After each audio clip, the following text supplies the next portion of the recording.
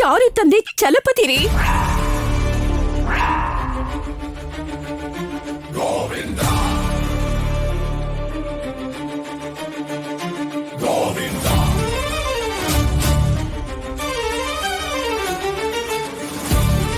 ಎಲ್ಲಿ ಜಾನಕಿ?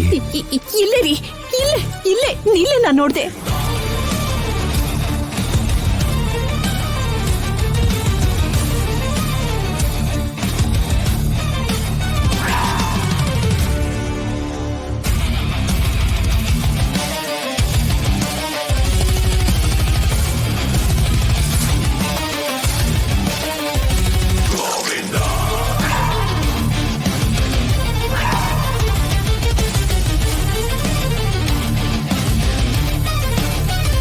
ಅವ್ನ್ ಸತ್ ಹೋಗ್ ತುಂಬಾ ದಿನ ಆಯ್ತು ಅತ್ಗೆ.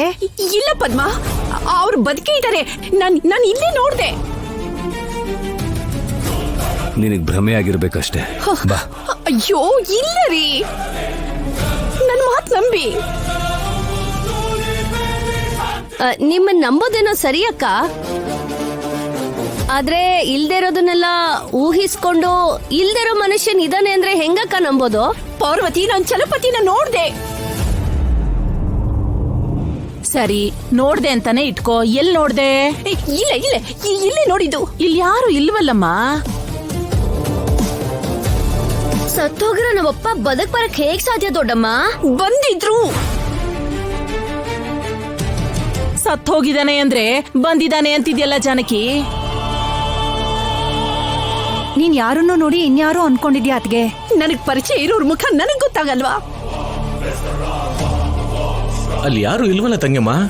ಇಲ್ಲ, ನನ್ನ ನೋಡಿ ಅವರು ಓಡ್ ಹೋದ್ರು ಅನ್ಸುತ್ತೆ. ಅಯ್ಯೋ, ಏನಮ್ಮ ಹೀಗ್ ಮಾತಾಡ್ತಿದ್ಯಾ? ಜಾನಕಮ್ಮನ್ಗೇನೋ ಆಗಿದೆ, ಸ್ವಲ್ಪ ನೋಡಿ. ಇಷ್ಟೊತ್ತರ್ಗೂ ಚೆನ್ನಾಗೇ ಇದ್ರಲ್ಲಕ್ಕ.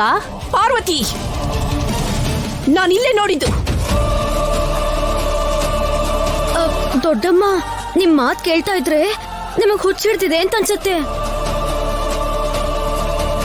ಚಾರು, ನೀನ್ ಆಲ್ರೆಡಿ ಮನೆಯವ್ರನ್ನೆಲ್ಲ ಯಾಮಾರ್ಸಿದ್ ಸಾಕು. ಏನ್ ನಿಲ್ಸು.